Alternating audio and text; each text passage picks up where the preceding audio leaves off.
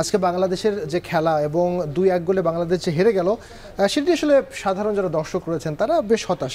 আসলে দর্শকরা যেহেতু ভালোবেসে গিয়েছিলেন মাঠে স্টেডিয়ামে খেলা দেখতে, তাই একটা আশা তো তাদের মনে ছিল, সেই জায়গা থেকে আশাটা ভঙ্গ হয়েছে, তাদেরও বেশ খারাপ লাগছে। তবে বাংলাদেশ সিঙ্গাপুর ম্যাচ নিয়ে কথা বলতে আমাদের মাঝে স্টুডিওতে এই মুহূর্তে উপস্থিত রয়েছেন বাংলাদেশ ফুটবল দলের সাবেক ফুটবলার এবং কোচ আলফাজ আহমেদ। এবং আলফাজ আহমেদকে আমরা স্বাগত জানাতে চাই আমাদের এখন রাতের আয়োজনে। আলফাজ ভাই, আপনাকে স্বাগত জানাচ্ছি এখন রাতের আয়োজনে। আপনার কাছে শুরুতে আসলে যে বিষয়টি জানতে চাই সেটি হচ্ছে যে এই যে বাংলাদেশ হেরে গেল, হারার পেছনে প্রধান তিনটি কারণ কি, এবং ম্যাচটাকে আসলে জেতার কিংবা ড্র করার কোনো সুযোগ ছিল কিনা? অবশ্যই এটা আসলে কোচের ডিসিশন, কোচ কিভাবে টিমটাকে খেলাবে। আমার মনে হয় যে এখানে কিছুটা কোচের, আসলে আমি হইলে কি করতাম সেটা অন্য বিষয়, বাস কোচ আসলে একটু দেখতে চাইছিল যে তাদের টিমটা কিভাবে খেলে। সো তাদের অ্যাডভান্টেজটা হচ্ছে লং পাসে তাদের এরিয়াল বল ধরার প্লেয়ার ছিল, আমাদের ছিল না।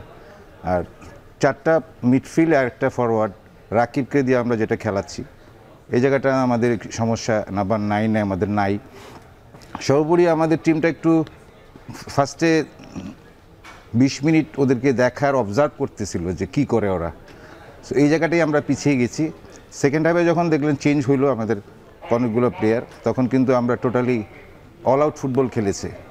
আমার মনে হয় যে এই জায়গাটা কিছুটা আমাদের সমস্যা হচ্ছে অবজার্ভ করা। অল আউট ফুটবল যদি আমরা প্রথম থেকে খেলতে পারতাম তাহলে মনে হয় আমাদের রেজাল্টটা অন্যরকম হতো। ভাই, আপনি একটু বলবেন যে আমরা তো দীর্ঘদিন ধরে বাংলাদেশ ফুটবলের খেলা দেখছি, নতুন যারা সংযোজন হয়েছে বাংলাদেশ ফুটবল দলে, হামজার কথা যদি বলি, সমিতের কথা যদি বলি, কিছুদিন আগে তারেক কাজিও যুক্ত হয়েছেন, এই 2-3 জনের কথা যদি বাদ দেই তাহলে কি বাংলাদেশের খেলা আপনি কেমন দেখছেন? মানে নতুন বাংলাদেশ কি শুধু এই 2-3 জনের সংযোজনের কারণে হয়েছে, নাকি সার্বিকভাবেও খেলার কোনো উন্নতি হয়েছে? আজকের ম্যাচের পরে আপনি কি বলছেন? আসলে একটা টিম বন্ডিং করতে সময় লাগে, সময়ের প্রয়োজন। আসলে ওরা 3 জন ভালো প্লেয়ার আসছে টিমের সাথে, এখনও আমার মনে হয় সেই আন্ডারস্ট্যান্ডিংটা এখনও হয় নাই। বিশেষ করে সমিত সোয়েম আজকে যে খেললো তার সাথেও টিমের সাথে অনেক গ্যাপ।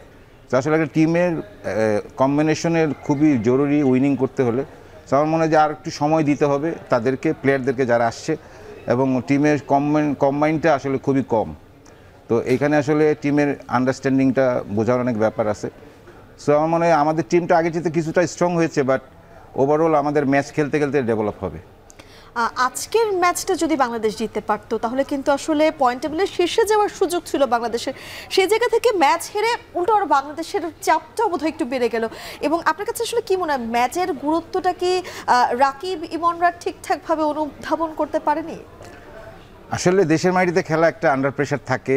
আমার মনে হয় যে প্লেয়াররা যে উৎসাহ নিয়ে খেলার দরকার ছিল সেই উৎসাহটা পায় নাই, বিকজ অফ আমরা অ্যাটাকিং ফুটবল খেলি নেই। এবং প্লেয়াররা আসলে অনেক প্রেশার। আপনি বাংলাদেশের ফুটবলের যে জাগরণ, এত দর্শক স্টেডিয়ামের বাইরে সারা বাংলাদেশের মানুষ এই খেলাটা দেখছে, তো আসলে এটা অনেক প্রেশার।